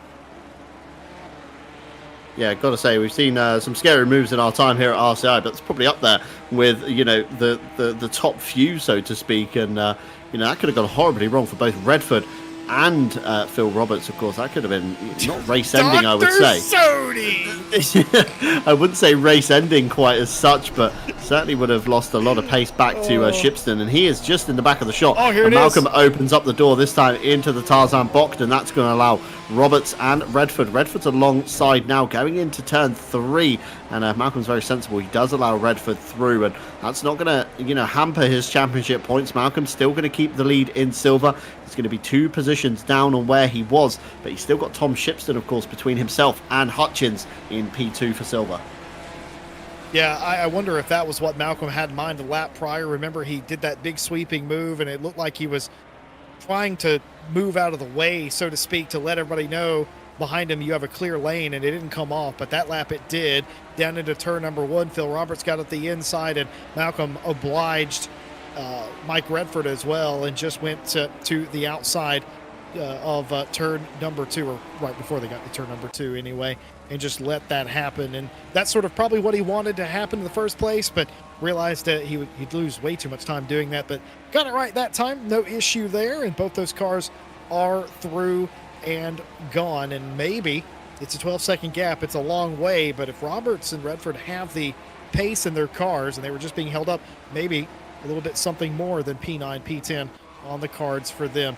It's been on the cards for Nico Kumpu today. Took the lead of the race before they ever really entered turn number 1. Emerged from Tarzan, your leader, certainly so, and hasn't really looked back. Has been quietly, patiently growing the lead out to 3.3 seconds. The quickest car on the racetrack, the fastest lap for Nico Kumpu thus far.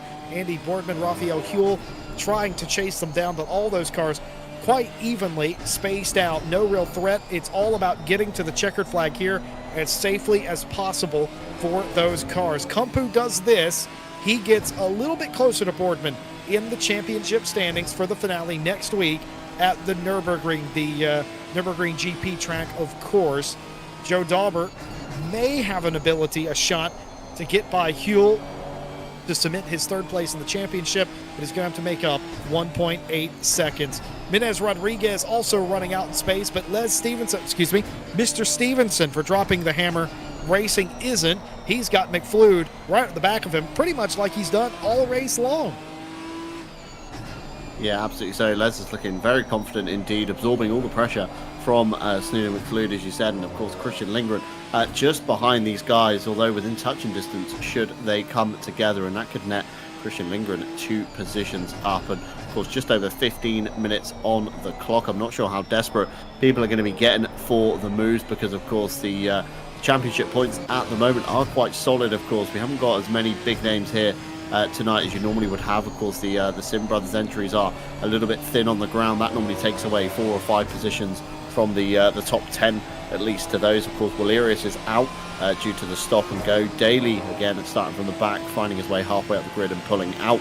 Octane again down in P14, so that's another driver you can kind of discount out of the championship running. So you've almost got to kind of hold station and to see where you end up, I'd say, at the end. But Snooty is making it obvious that he wants to get past into turn 1, of course, putting himself just towards the inside of Mr. Stevenson's mirrors, and of course just letting him know that the terrifying face on the front of that Ginetta is still behind him in P7.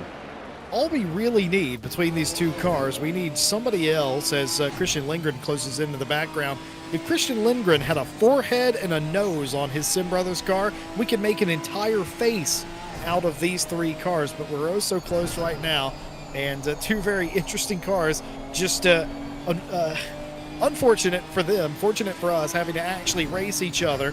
And I wonder if McFlood gets as close to the back of Mr. Stevenson's car, if we can play pin the mustache on the smiley face. I think it's going to be quite close if we're able to do that. Hopefully, for their sake, that does not happen here in the final 15 minutes of the race. 25 cars took the green flag here tonight. We've had a couple of retirements.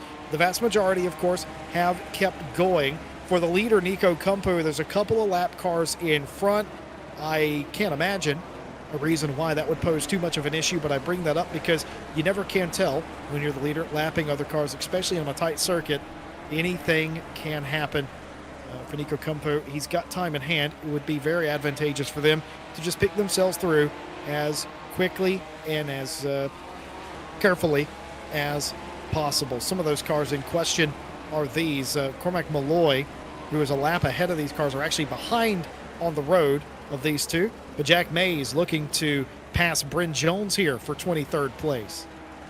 Yeah, battle's still going on down the field. Of course, Jesse, you said Jones and Mays here, all the way at the back of the grid, they're in their own little battle as well. And that's the wonderful thing here at RCI. There's normally a battle for everybody, or you soon find yourself a rival in a championship that you can kind of stick with and, duke out through the season. And it kind of keeps, the racing alive here. And of course, pre-qualifying does help with that because, again, it slots drivers into their retrospective categories. And should you see a few sandbags dropped out of your car and maybe some secret pace unlocked, of course, you will be pushed up into the relevant class by event managers. So, forever tweaking the field and finding out skill levels and such like. It wasn't too long ago, was it, Jesse, that we used to have a table of medals, should we say, for RCI, where you had to set a hot lap and you placed your hot lap in the medal and you almost elected your own split by that point.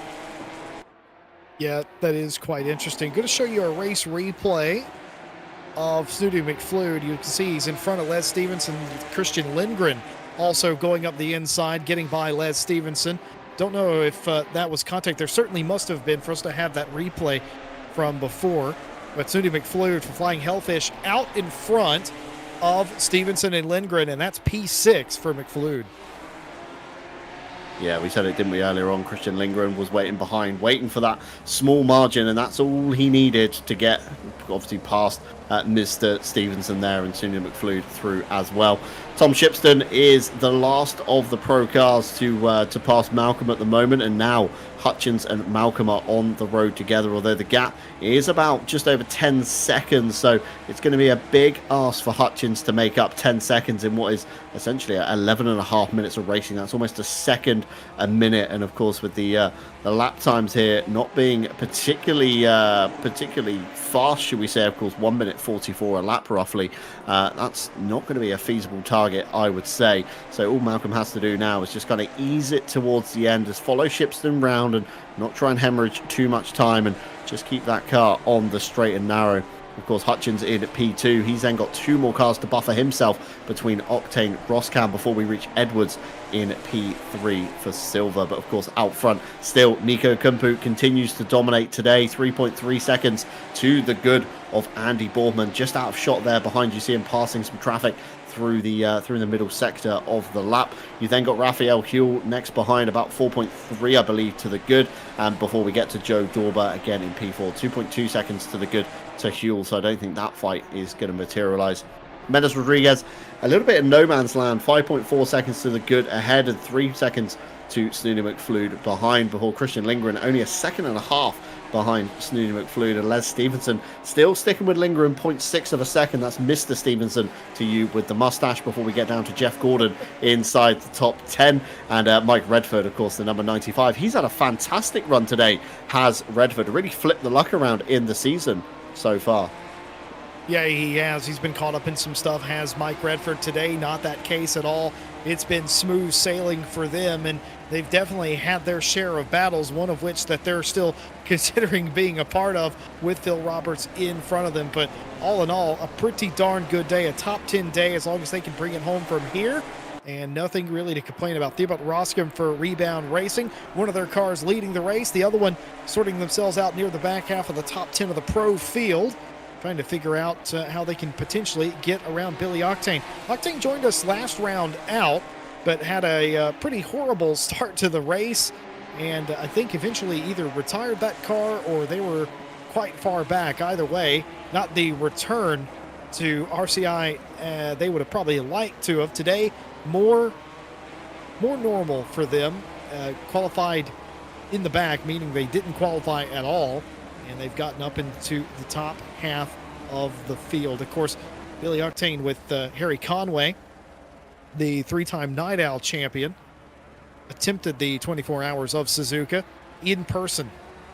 They were swapping out live on Twitch is what they were doing. They unfortunately were unable to finish that race either. So for Billy Octane just getting through these final 8.5 minutes is kind of a big deal, but it's not going to come off. It's not going to work here for Mike Redford as he's trying to get every bit out of the car, and he gets into the wall, and that's going to be considerable damage. And on top of that, the time loss to Phil Roberts.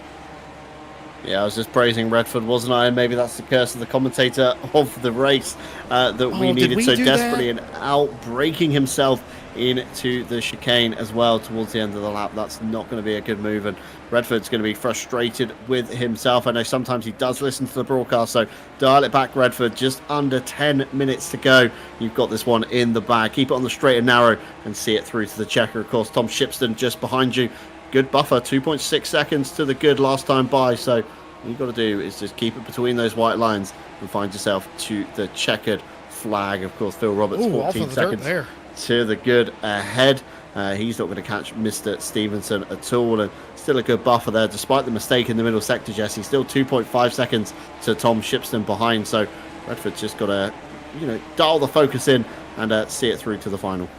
Just hope that there's not anything bend in the front left of that race car for Mike Racing, because that was a significant hit. It looked like a pancake to me, so typically that doesn't break a tie rod there or suspension component, and it generally your wheel's quite straight after that, so it's not the worst it could have been. 45 degrees is the worst, but the problem I think he's having is the tires going away on this car. The grip's not where he's left it, and he's running wide, and I don't know if he's driving a little bit too aggressive right now, or maybe the car's just giving up on him a little bit, but this is not the time for this. He is catching back up to Phil Roberts, mind you, so maybe that is why he's charging so hard, realizing that the sand in the hourglass is ticking away, and he's going to have maybe one more shot at it, and he still has the car to get it done even with the contact. Speaking of, not to play devil's advocate, though I love doing it, remember when Kumpu had a 3+ second lead to Boardman?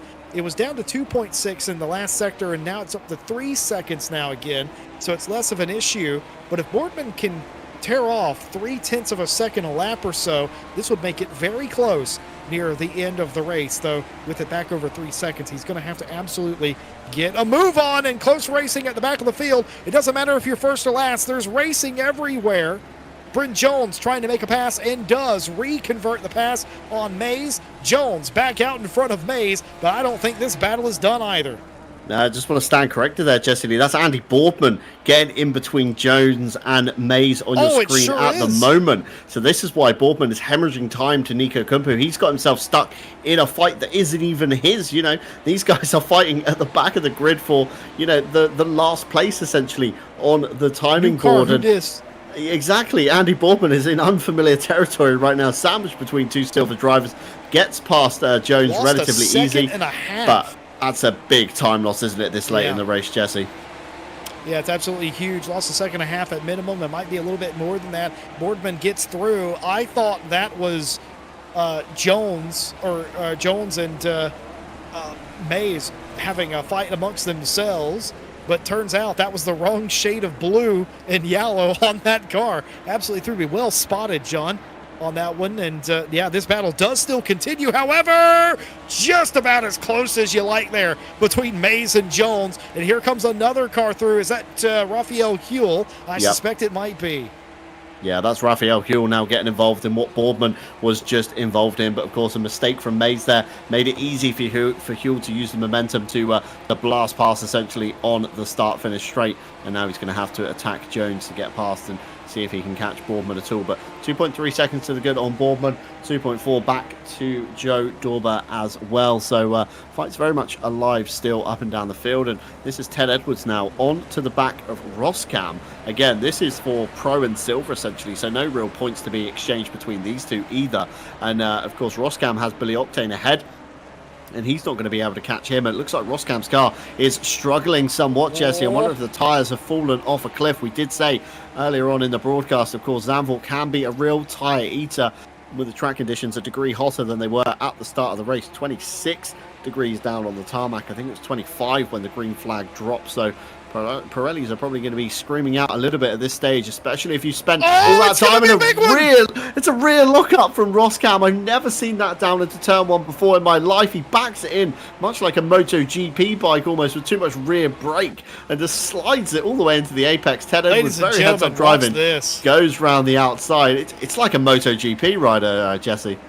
Yeah, he is. He just gets around. I don't know if that's just too much brake bias into the going down into the corner or what. That's super rare. You don't see that on modern GT machinery, no matter what it is. That's an old school problem. I used to have that problem in old GT cars where you'd have too much front bias in it. You'd go and you'd bind up the car, and all of a sudden the rear of it's passing you. But with ABS and the things that we have now, that really never happens. Such a strange accident. I mean, last time I had that happen to me in a race, I was playing in 720p, to let you know how long ago that was. That was a very strange one, and I wonder if that's something to do with ABS going on there, or maybe just strong onto the pedal. That was very odd indeed, and I think highlighted more than anything Roscom's issue with the car that will promote Ted up. Of course, Ted in the silver class, but will be happy to not be bound up behind a car, though that must have been quite scary going around the outside of Tarzan. Cormac Malloy, by the way, also had a little bit of an issue a lap or so ago. I suspect completely by themselves, and that was through the S's section, the Rob Stoltmaker section of the racetrack. That's the sort of squiggly left-right after you get off the banking. So, strange moment there, but they have continued along. Boardman no longer making any progress on Nico Kumpu up front, a further 6/10 behind, and that is music to Kumpu's ears. A driver who had struggled at Kyalami has put in 2 fantastic results at Misano and the Watkins Glen race. You'd be wondering what might have been for Kumpu had he not finished 12th place in South Africa. It would have been a different story, I can tell you that. But today, he's exercised the demons, and he's going to do one better. It's going to be his 3rd podium of the season, as long as he can get this thing around for one more lap, and it's going to be the biggest one. He's going to win here at Zandvoort one more time around. Yeah, one more time around indeed, Jesse. 1 minute 30 on the clock. A lap takes you 1 minute 44 here, so still plenty of time to get another one under the belt. Of course, Nico Kumpu, let's ride on board with him for the lap. We've not had an onboard lap here at Zandvoort. It's a fantastic circuit of fast-flowing corners. There's lots of elevation changes, curbs, grass. It's a very old-school natured circuit, and even on worn tyres, Nico Kumpu makes this look relatively easy. Of course, hugging the inside of the bank corner, using the camber and the banking of the road to suck yourself around it essentially and launch yourself off up over the corner, of course, through this squiggly S section, as dubbed by Jesse Lee. This is, of course, turns 5, 6, and 7 before we come to the fast swooper of turn 8. It's a bit of a peculiar corner, this one, of course. It's a bit of a blind entry, and the apex isn't really clear to those of you that are new to sim racing. But again, turn 9, another kind of misrepresented corner. Again, it looks very easy on the face of it, but when you drive through it, it's very easy to overcook it rather than get it right. And then the switchback nature, of course, through 10 and 11. Again, 2 corners with no real clear apex in them. It's a tricky corner to kind of master. And Zandvoort in general was a tricky circuit to get your head around before standing on the brakes. Very harsh indeed for turns 12 and 13. Again, super easy to overcook it. We saw Daly earlier on running into the back of Jackson. It's very unfortunate for both of those guys. And then the penultimate corner, of course, turn 14. Want to maximise your run through here. Carry as much speed as you dare. Of course, big gravel trap on the outside before the final turn, turn 15. Flat out nail the Ginetta all the way round the corner. And Nico Kumpu in the number 256 Rebound Racing will be your round 4 winner here at Zandvoort. And a commanding victory from the green flag get-go. Got the jump off the line and just cleanly drove away. Andy Boardman comes through in 2nd place. Rafael Huel in 3rd. And Joe Dorber will take 4th. Unfortunately, not enough in the tank to catch Huel. Menez Rodriguez comes through in 5th for the Sim brothers. Sunu McFlew Dahoud managed a P6 today, followed by Christian Lindgren, Mr. Stevenson, and then it's Jeff Gordon in P9. Everybody's favorite Ginetta NASCAR Cup driver. He'll come through in the Kaiju Racing Rainbow entry, the number 225. That's P9 for him. P10, Mike Redford. That's a solid result after being moved up into Pro. And Tom Shipston just behind managed to fend him off as well for Ground Zero Racing. Again, an excellent effort from those guys.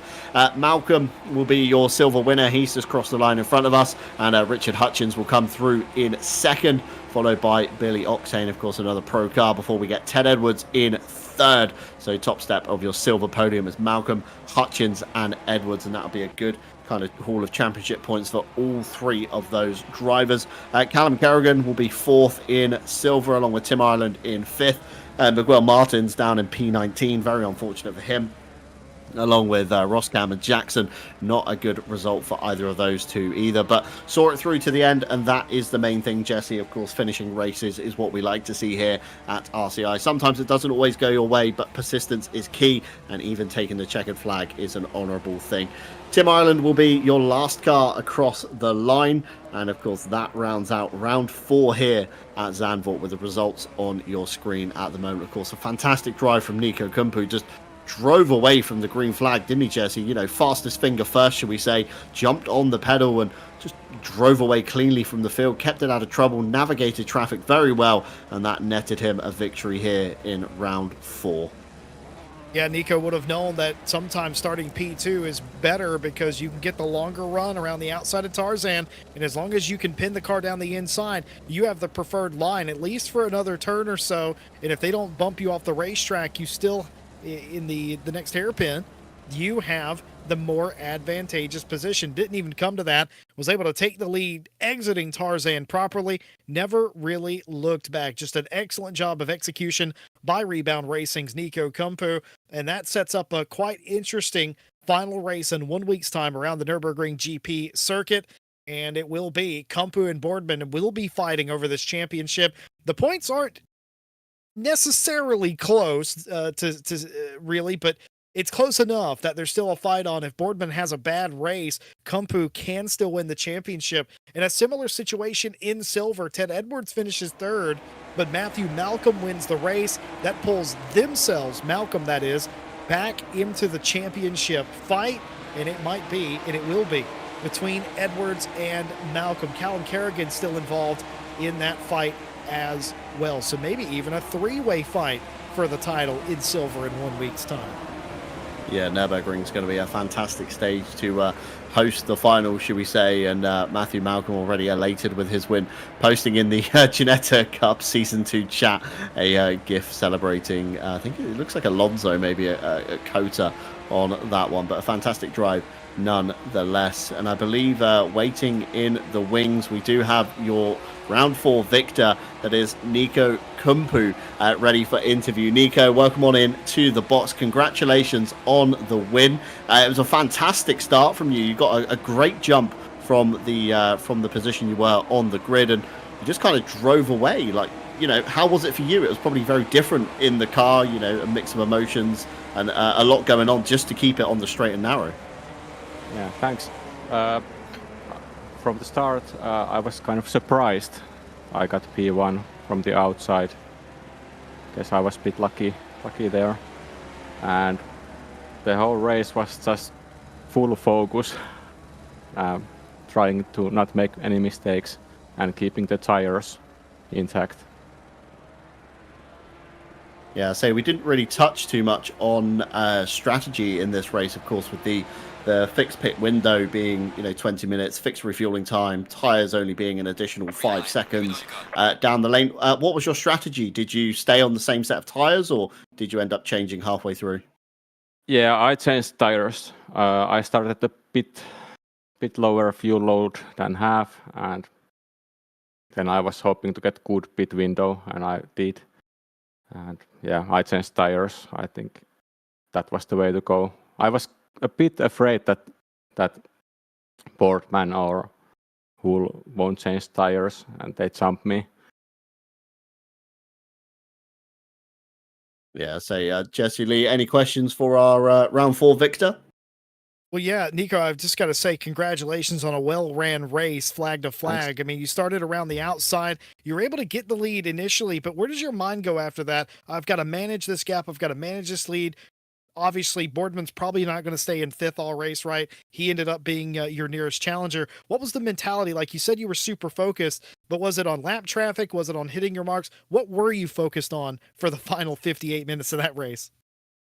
Yeah, I think I was just focusing on not sliding too much and destroy the tires or overheat the tires. I know Boardman is fast, and we had good fight in the last race.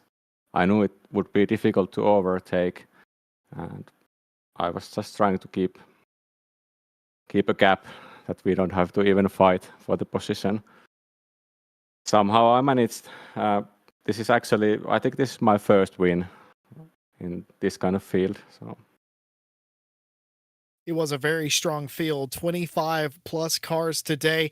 Nico, you've had a third, a second, and a win. What do you say we finish off with another win, 2 consecutive ones at the Nürburgring? Do you have it in you? let's see. I think it will be tough race. Nürburgring isn't my favorite tracks, so I may need to practice a bit more. More. I Well, also practice for this race. I started practicing yesterday.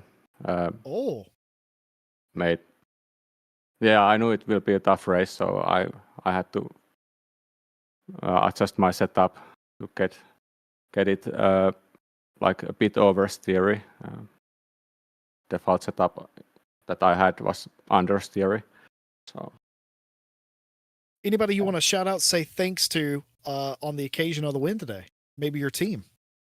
yeah, team, of course, we are making great teamwork, sharing setups, sharing tips, all of that. And then I actually want to thank also my parents for supporting me in this.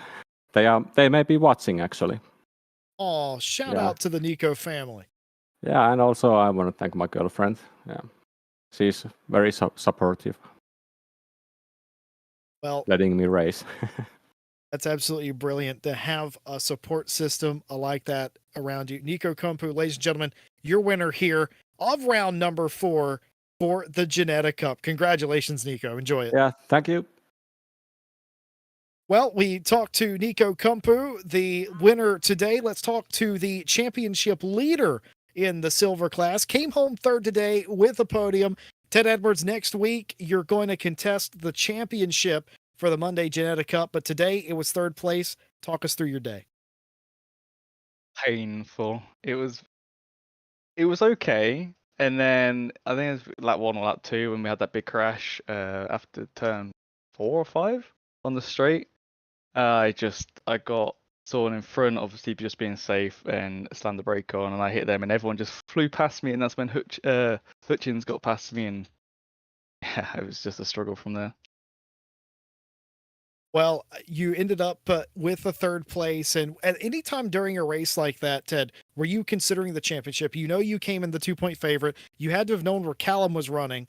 But do you think about that? Oh, man, if I can just get one more position? Or is it more just about getting to the end of the race and not worrying about the points? How do you approach it?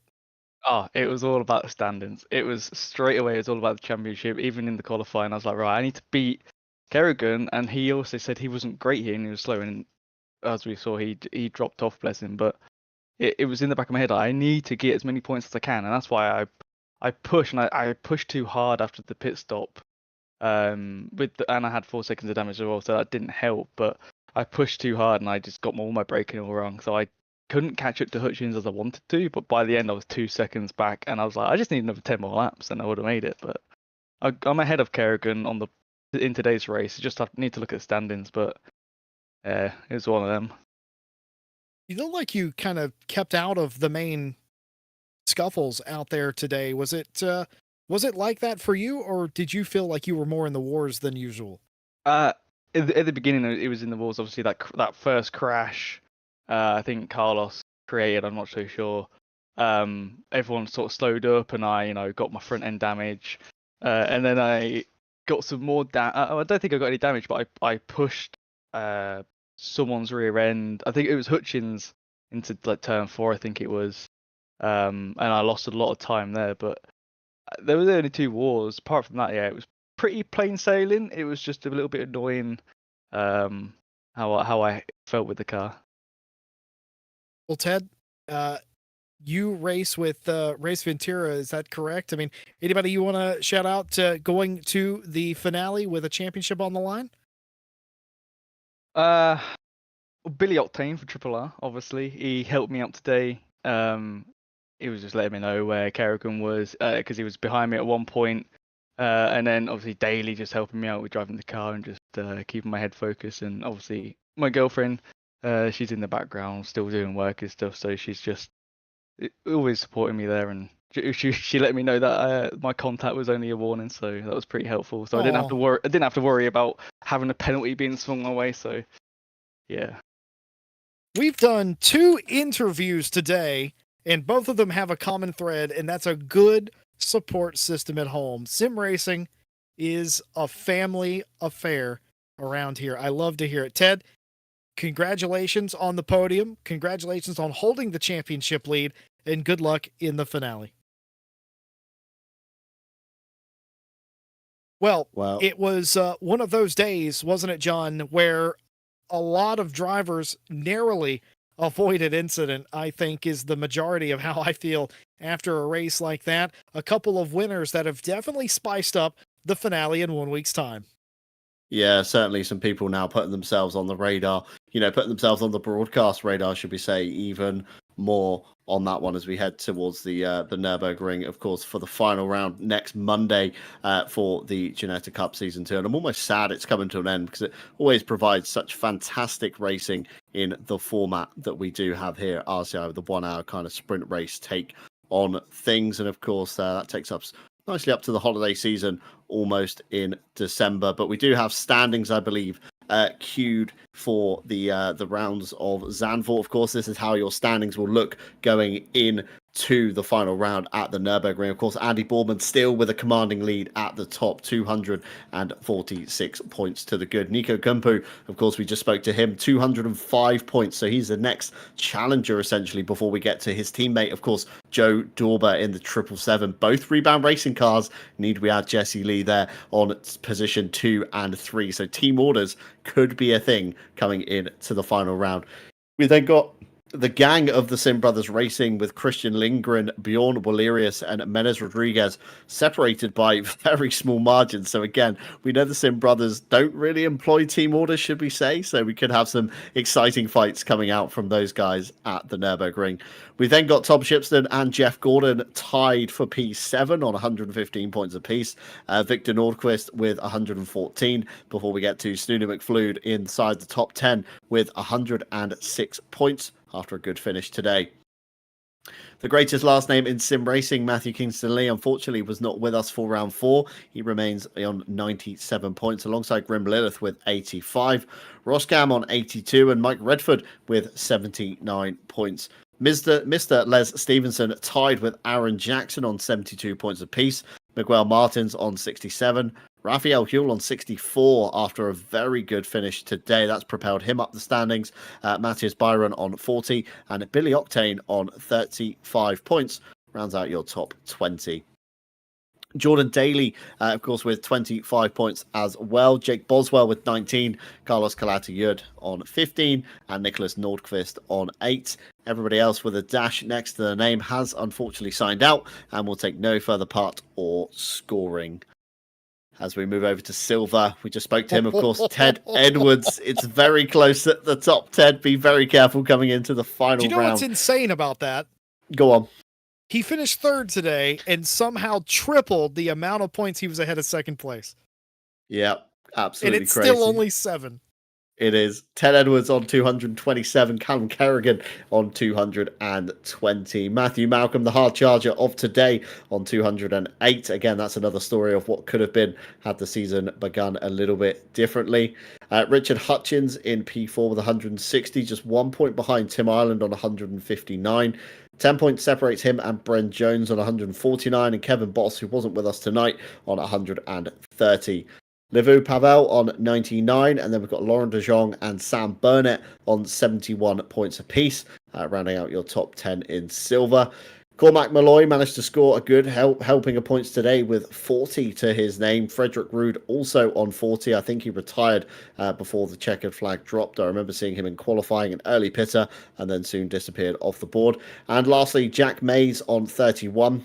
Cherry Stewart on 0, and Sarah Stant, Alexander van der Voda, and John Schultzer again have signed out and will take no further part in the season. But what a fantastic race it was here tonight at Zandvoort, as we of course go through the sunny sunsets and mid-afternoon skies of Holland.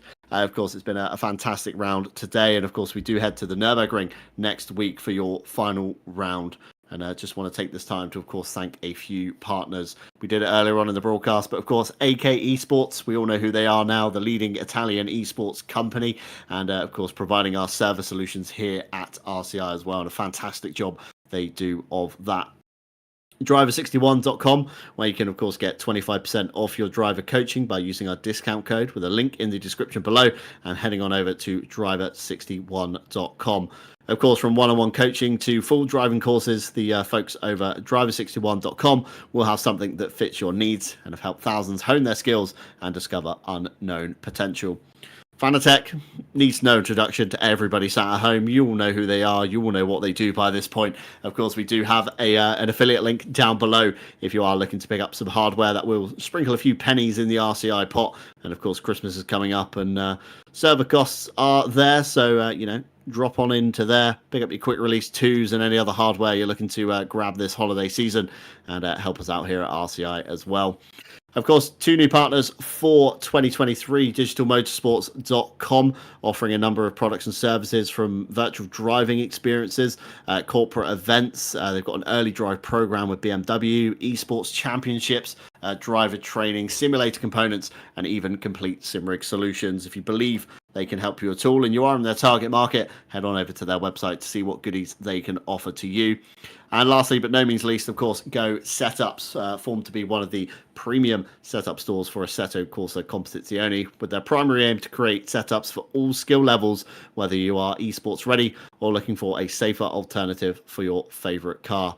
And of course, featuring a plethora of esports stars on their team, you can be sure the setup you choose has extensive hours behind it. And they are even doing LFM-themed setups at the moment, of course, with a custom BOP employed over at LFM.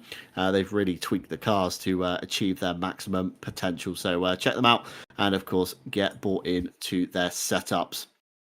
But it's been a fantastic evening from us here tonight at RCI TV, and a big thank you to those guys at home, whether you're watching back, whether you're listening back on the broadcast and you're just catching up on what happened. We'd like to thank each and every one of you, and of course a few donos and memberships tonight as well. We do appreciate every single one of you, even if you're just lurking in the background listening to us in your evening of wind down time. It's great to have you with us along the RCI journey, and we've been spamming it in chat for a little while now over at Twitch and specifically in the YouTube chat as well. We do have a video premiere going live in about, I think, 15 minutes time off the top of my head. 14 minutes exactly is what YouTube is telling me right now. So hit the bell icon, get notified of that. It's the highlight reel from the RCI World Tour, 24 hours of Suzuka. Obviously, we couldn't cover every single hour of it, but Frederick Gutman from the SPHE Motorsport Camp has done a fantastic job of covering all the Split 1 action. And